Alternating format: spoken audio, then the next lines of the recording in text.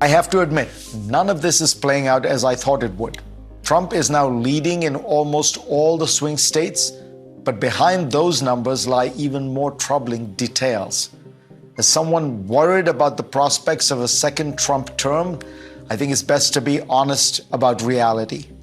I understand that polls are not always accurate, but in general, they have tended to underestimate Donald Trump's support, not overestimate it. I doubt that there are many shy Biden voters in the country. The economy has been in a robust recovery for more than 2 years now, with unemployment hitting a 54-year low in 2023 and increasing only slightly since then.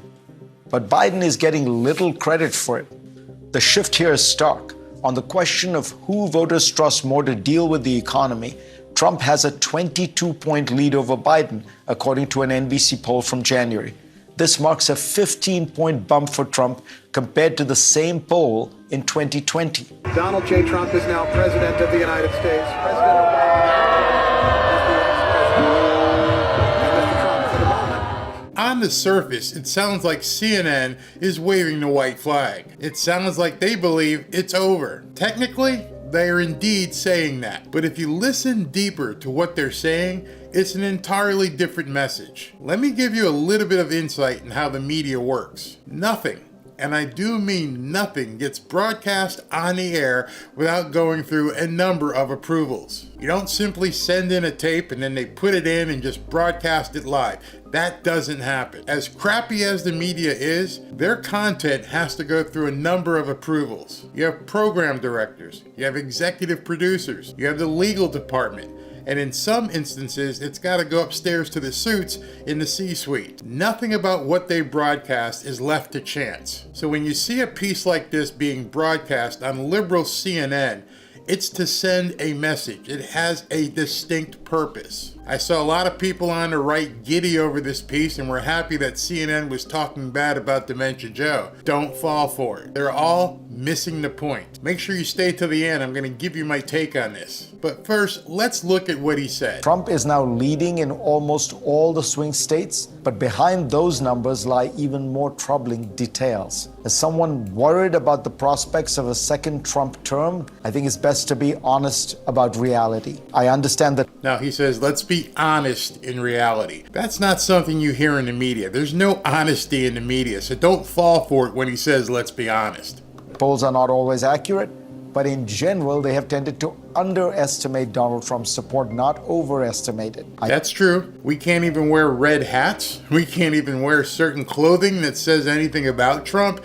And definitely people don't want to be answering their cell phones and saying, oh yeah, I'm for Trump, because at that point they're giving their data to somebody they don't know. So he's absolutely correct with that. I doubt that there are many shy Biden voters in the country. The economy has been in a robust recovery for more than 2 years now, with unemployment hitting a 54-year low in 2023 and increasing only slightly since then. Look at that big spike though. That's probably around when we had that thing that happened a couple years ago.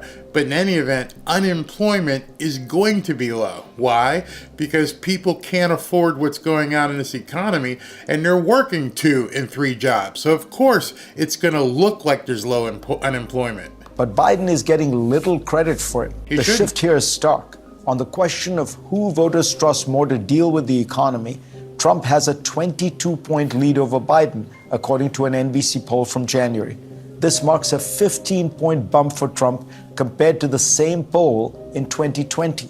Now understand, he just said that the unemployment was low, but Joe's not getting the credit for it because people are pissed that they're having to work 2 and 3 jobs to make ends meet. Perhaps this is because inflation is a far more pervasive problem than unemployment, affecting all Americans every day. Duh, now you got it. The inflation is a problem and it was intentionally thrust upon Americans. Perhaps it's because people's views on the economy now are largely derived from their broader attitudes towards the candidates. A lot of people talk to me and they say, listen, why do you vote for Trump? He's not going to save you. He doesn't like you. I don't care what he likes. I care what he's going to do. That's what the Democrats have completely overplayed their hands. They think it has to be a candidate who people enjoy, who they endear. No, they want to pay less for gas. They want to pay less for housing. They want to pay less for credit cards and mortgages. They want to pay less for groceries. They don't want to pay 44% income tax. Get it through your heads. All this other stuff, what's going on in these overseas countries, that's below what people feel at the gas pump, at the grocery store. And for some reason, they can't seem to understand this. Whatever the reasons, it's a stunning reversal in the midst of a relentless stream of good economic news. See what I mean? They think it's good economic news because they don't have to deal with it. They don't understand how people in the black community, how people in the Latin Hispanic community, how people in the white community all have to buy gas. They all have to buy groceries. They all have to pay rent or mortgage payment. That's what they don't understand. Hey, this is good economic news. No, it's not. On cultural issues, Biden and Democrats benefit from the opposition to the Republican Party's position on abortion. Who cares? Seriously, how many people do you know would avail themselves of this thing? And that's the problem I also think they have. I mean, I've got a wife, I've got four sisters, I've got a daughter, I've got 2 grandkids, I have aunts, I have uncles, I have nieces. It's not a big deal. But on the other great cultural issue, that's immigration, Biden is 35 points behind Trump as to who would handle it better.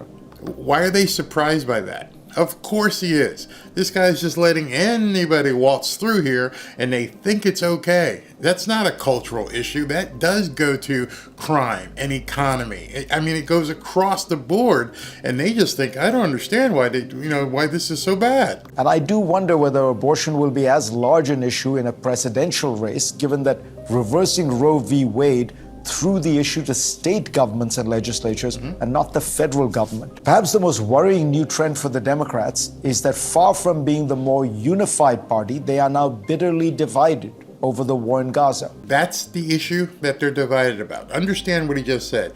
That drives me nuts.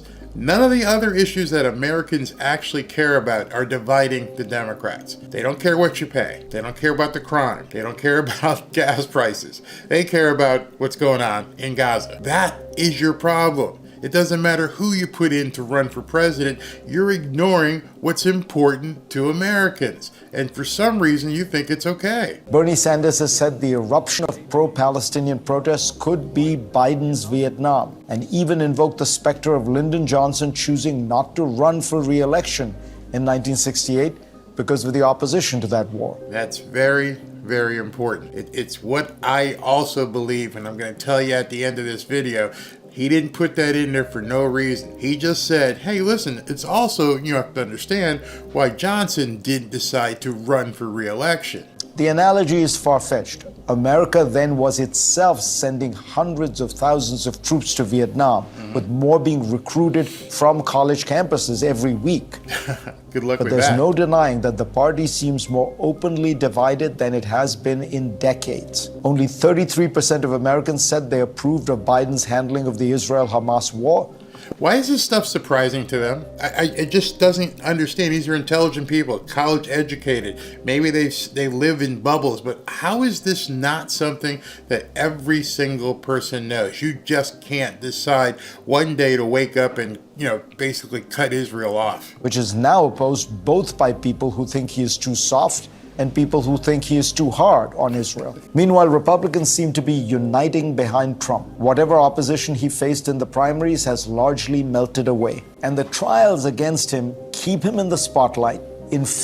Didn't you guys realize that by putting this guy who is a master marketer in front of cameras every single day without having to pay a dime for any exposure? Didn't you realize what he was going to be able to do? Again, you underestimated your opponent. Infuriate his base, who sees him as a martyr, and even may serve to make him the object of some sympathy among people in general who believe that his prosecutors are politically motivated. Another duh moment. Did they not understand that this was going to happen. I've said it many times in my videos, many times. I've said the best thing that Dementia Joe could do would be to put a stop to all of this. Just end it. It's not working. It's backfiring. It's not going to help your cause. Now they're going to come after you, Joe, and tell you gotta go. You're the one who made the mistake. This happens to be true, in my opinion. I doubt the New York indictment would have been brought against a defendant whose name was not Donald Trump. Boom! He just said that on CNN. I believe as well that no case would have been brought against anybody else unless their name was Donald Trump. That's heresy. Why would Fareed Zakaria go on CNN? Why would they allow this to be broadcast? That's what you have to think about. This is on CNN, despite them being crappy, despite them being fake news, despite them being liars for years. Why would they put Fareed Zakaria on television and say, you know what? I don't think anyone else would ever get put on trial unless their name was Donald Trump. Executive producers, legal department, the C-suite, everybody had to approve this piece going on the air. Why possibly would they let him say that on TV, on their network? You have to think what these people are doing. They're evil. They're corrupt, and there's a message that he's sending. A majority of Americans are skeptical that Trump will be able to get a fair trial, according to a CNN poll. Then why'd you bring it? I'm sure that the Biden administration had all these polls as well. I'm sure they've been watching the polls. Why are they still doing it? They could walk in tomorrow and say, we want to dismiss the case. Nope, they're pot committed. And I haven't even mentioned Robert F. Kennedy Jr. and Cornel West and Jill Stein. That's funny. So when you see the polls today, the ones I'm going to show you, understand they are only keeping Trump and Biden as the numbers. They don't even factor in these other people. I believe RFK is on maybe as 10 or 12 different states. He's on Michigan. So when you see the Michigan numbers, understand they didn't even put in there RFK. All of whom would probably take votes away from Biden. Things could change. Polls do suggest that were Trump to be convicted of a felony, it could shift votes in Biden's favor. Nope, ain't gonna happen. It'll do just the other. It'll push more people into the Trump camp. 100,000 people showed up at Wildwood, New Jersey. And if you've never been to Wildwood, New Jersey, it's not an easy place to get to. It's not right off the highway. You just don't take an exit off of 95 and you're there. You've got to really make it a destination to get to Wildwood, New Jersey. And 100,000 people found their way to that beach. The administration may be able to pull off a ceasefire in Gaza and then a broader political settlement that gives Palestinians political rights and Israel diplomatic relations with Saudi Arabia. Too late. Trump could always embroil himself in some kind of scandal, but trend lines are not working in Biden's favor. And that's a key as well. Trend lines. That's what everybody has to look at. They have to look at trend lines. It is mid-May. Basically, the election, as you know, is in the early November. There's not a big window to get things turned around. It's very close for something needing to happen. That's the key to this. He needs to do something bold and dramatic to seize the initiative. On asylum policy, for example, and reverse these numbers. Can't do it. The one that troubles me the most is on the question of who was the more competent. Joe Biden led Donald Trump by 9 points in 2020, but Trump now leads by 16 points in January 2024. That 25-point shift could be a reflection of people's sense that the president's age is affecting his capacity to govern. Of course it is. And that's why you're running this piece. We understand, those of us who understand politics really in a deep level, understand this is why this piece came out. Don't get giddy over it. Don't think this is great that CNN has somehow just found the light. They understand it's time to move on from Joe Biden. He's going to finish this piece off by telling you just that. And there's very little that Joe Biden can do now to change that. There's very little that Joe Biden can do right now to change what's happening, to change the trend line. That trend line is telling people that drastic change that they need to get rid of Joe Biden. What you just saw is absolutely devastating to Dementia Joe's hopes for re-election. And this next piece I'm going to show you, which also aired on CNN, is just as devastating. Look, these Sunbelt battleground states, frankly, for the Joe Biden campaign, these numbers are an absolute disaster. And this is this morning, today, as I'm doing this video. This just came out. They just said it's a disaster. The smallest lead is in Arizona for Donald Trump. He's up 6. Look at this, 9 in Georgia, 13 in Nevada. My goodness gracious, my God. That is a huge lead. No Democrat has lost that state since John Kerry lost it back in 2004. How about these Great Lake battleground states? This is something that the Joe Biden campaign can work with. Look. Nope. Wrong. Absolutely wrong. Let me tell you why he's wrong before he even gets to his numbers. He's looking at this as it's a 2-horse race. It's not a 2-horse race. It's a 3, 4, or 5-horse race. If Joe Biden is only 1 point ahead in Michigan, if you're to believe this poll, it's devastating for him. It's over. Because once you factor in RFK and Cornel West and Jill Stein, it's over. It's done. Forget about it. There's no 1 point lead in Michigan. Pennsylvania, Donald Trump up 3, but that's well within the margin of error. Wisconsin, Donald Trump up 1, well within the margin of error. And actually, a Joe Biden lead well within the margin of error, up a point here.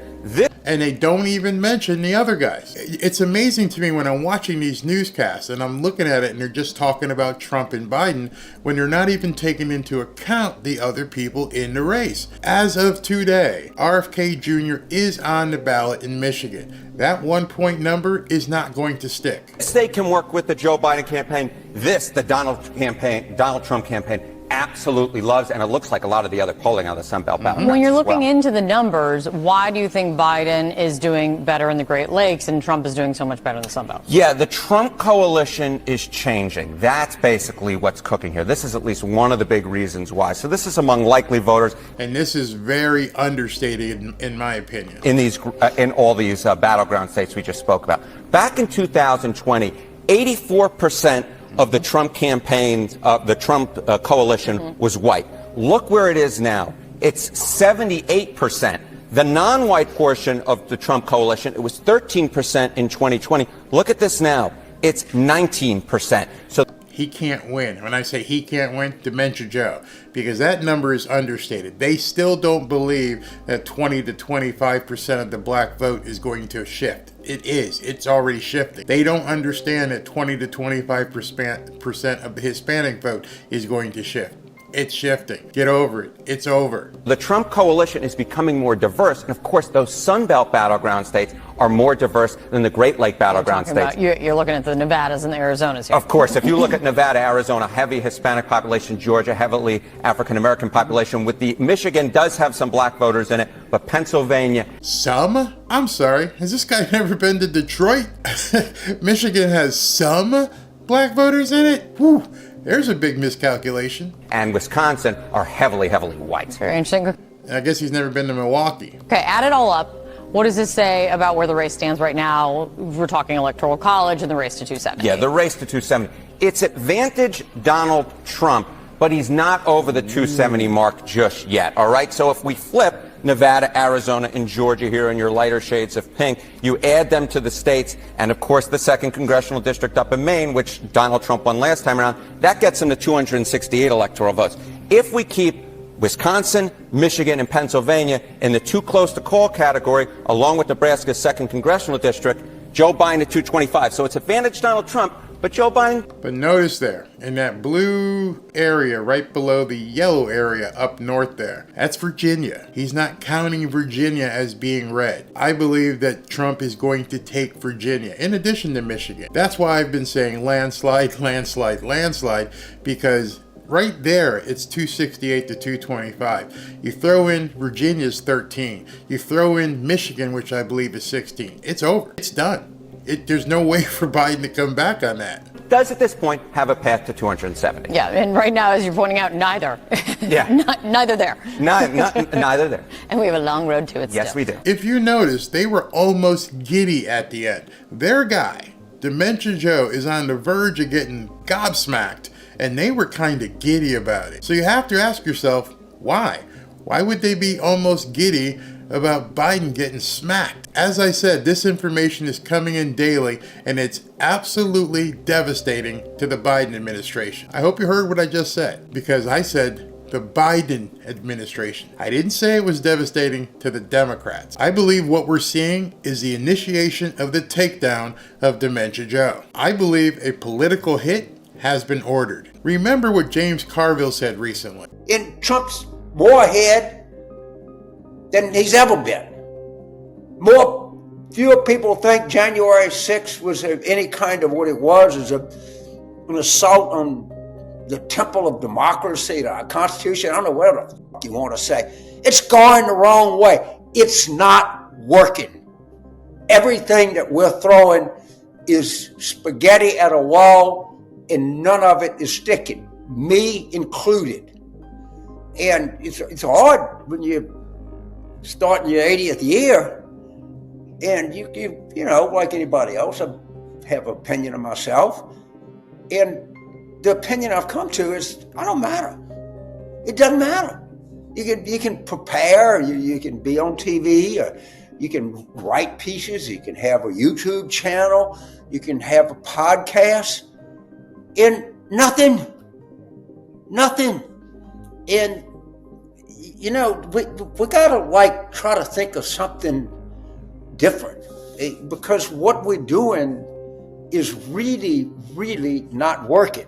That wasn't by accident either. He's 100% right. Nothing is working for Biden right now. And he's also right when he said, hey, we got something has to change. And that something, in my opinion, is that they have decided to take Dementia Joe out. If they have any chance of beating Trump, it won't be with old Joe. The decision to take Joe out has been made by someone. It reminds me of that scene in The Godfather. Do you remember this? But who gave the go-ahead?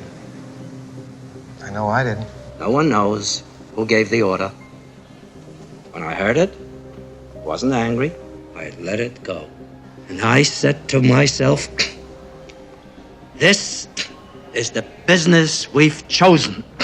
I didn't ask who gave the order, because it had nothing to do with business. You need to fully understand that the Democrats play dirty, real dirty. And it's obvious to me that someone has pushed the button. They've given the green light to taking Joe out. The hitmen, i.e. the media, have Dementia Joe squarely in their sights, and they're ready to pull the trigger. Who gave the order? That's a great question, but it doesn't matter. It's been given. And now they just have to take him out. In my opinion, Dementia Joe will not be the presidential nominee for the Democrats. It's over. Don't ask who gave the order. Like Hiram Roth said, it's just how they do business. Let me know if you agree, if you think that Dementia Joe will be put out to pasture before the November election. Talk to you soon.